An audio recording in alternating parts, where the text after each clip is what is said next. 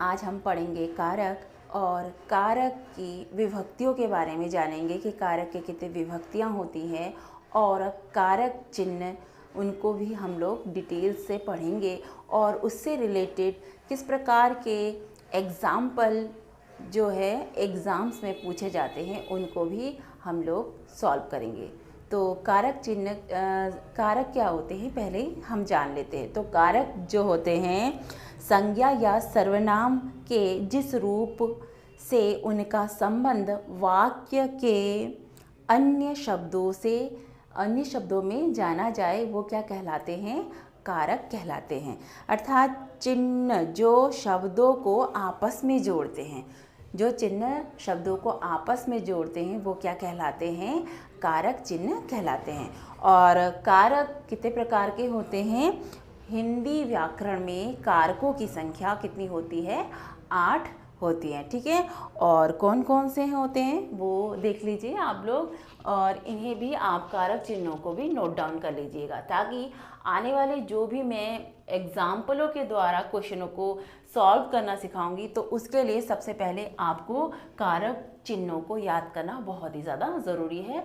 तभी आप कारक से रिलेटेड जो भी क्वेश्चंस एग्ज़ाम्स में पूछे जाते हैं उनको बहुत ही ईजीली सॉल्व कर पाएंगे। ठीक है, तो देख लेते हैं कारक और विभक्ति चिन्ह इस प्रकार से आप लोग लिख सकते हैं। ठीक है, तो कारक पहला वाला क्या है, कर्ता। तो कर्ता को हम किस प्रकार से विभक्ति चिन्ह के द्वारा संबोधित कर सकते हैं, तो क्या है, कर्ता ने कर्म को, और करण से, इसमें से तात्पर्य है के द्वारा। ठीक है, और संप्रदान के लिए अपादान से अलग होने पर, अर्थात ऐसी कोई क्रिया जिसमें अलगाव की भावना आ रही है वो क्या होता है, अपादान। ठीक है, अब उसके बाद क्या है, संबंध। संबंध का तात्पर्य इसमें क्या है, का, की, के, मतलब इस प्रकार के हम आगे एग्जाम्पल देखेंगे उससे आप और भी अच्छी तरीके से समझ पाएंगे।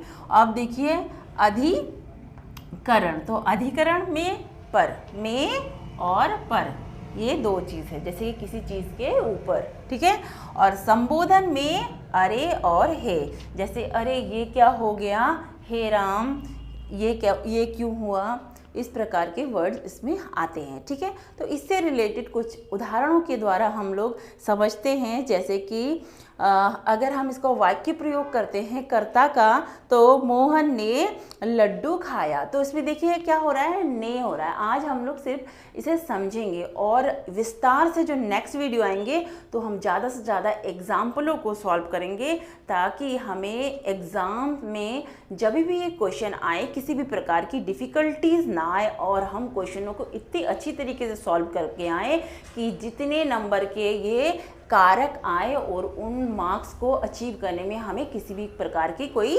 डिफ़िकल्टीज ना आए। तो ठीक है, हमने देखा क्या है, कर्ता का जो विभक्ति चिन्ह है वो क्या है, ने।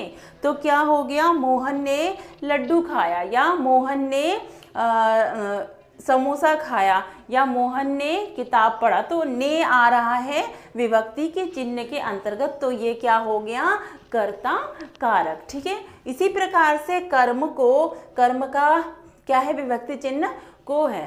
तो को है, तो मोहन को सोहन ने किताब दी, तो मोहन को सोहन ने क्या की, किताब दी, तो इसमें क्या हुआ, को विभक्ति चिन्ह लुप्त हो रहा है। तो और ये क्या है, ये चिन्ह जो है आपस में दो वर्डों को, दो सेंटेंस को जोड़ रहा है। ठीक है, उसी प्रकार से हम देखेंगे करण। तो करण में है से, अर्थात के द्वारा, ऐसा से जिसके द्वारा, जैसे कि सीता के द्वारा रामायण पढ़ी गई, तो क्या हुआ, के द्वारा, उसके द्वारा क्या हुआ, कार्य को संपन्न किया गया। उसी प्रकार संप्रदान, संप्रदान के लिए, माँ ने मोहन के लिए खाना बनाया, तो इसमें क्या हो गया, के लिए आ रहा है। ठीक है, इसी प्रकार से देखिए अपादान। तो अपादान मैंने पहले ही बताया था प्रारंभ में, से अलग होने पर, अर्थात अलगाव की भावना जहाँ पे आती है वो क्या होता है, अपादान। जैसे पेड़ से पत्ते गिर रहे हैं, छत से बच्चा गिर गया है, मेज से पेन गिर गया है, राम के हाथ से आइसक्रीम गिर गई। तो क्या हो गया, ये अपादान, अर्थात एक दूसरे से अलगाव की भावना आ रही है। इसी प्रकार से देखिए संबंध, संबंध का तात्पर्य है का, की, के, उसका, उसकी, उसके, इस प्रकार के वर्डों का प्रयोग होता है। तो क्या हो गया, अगर संबंध का हम राम राजा का पुत्र है, तो सीता की किताब रेखा ने ली, इस प्रकार के शब्दों का जो है प्रयोग संबंध कारक के अंतर्गत आता है। इसी प्रकार से देखेंगे अधिकरण। अधिकरण में क्या है, कारक चिन्ह में पर, अर्थात कह सकते हैं कि किताब मेज पर रखी गई है।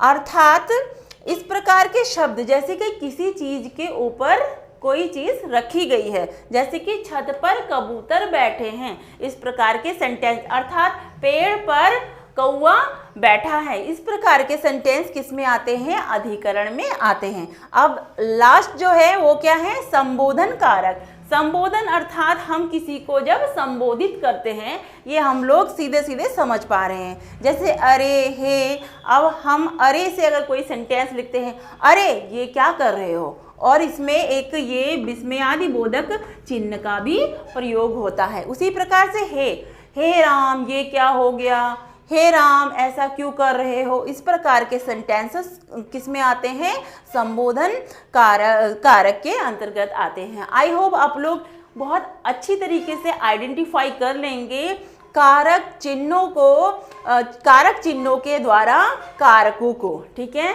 तो कारक मैंने क्या बताया आपको, कारकों की संख्या कितनी होती है हिंदी में, 8 होती है। कौन कौन सी होती है, कर्ता, कर्म, करण, संप्रदान, अपादान, संबंध, अधिकरण और संबोधन, ठीक है। और इनके सामने मैंने विभक्ति चिन्हों को भी लिख दिया है। आप चाहें तो इसका स्क्रीनशॉट भी ले सकते हैं और उसके बाद आराम से आप इसे लिख सकते हैं। और मेरा आप लोगों से आग्रह है कि अगर आप कारक को बहुत अच्छी तरीके से आइडेंटिफाई करना चाहते हैं तो सबसे पहले कारक चिन्हों को याद करना बहुत ही ज़्यादा इम्पॉर्टेंट है। बिकॉज कारक चिन्ह अगर आपको नहीं याद होंगे तो आप लोग क्वेश्चन को अच्छे से सॉल्व नहीं कर पाएंगे।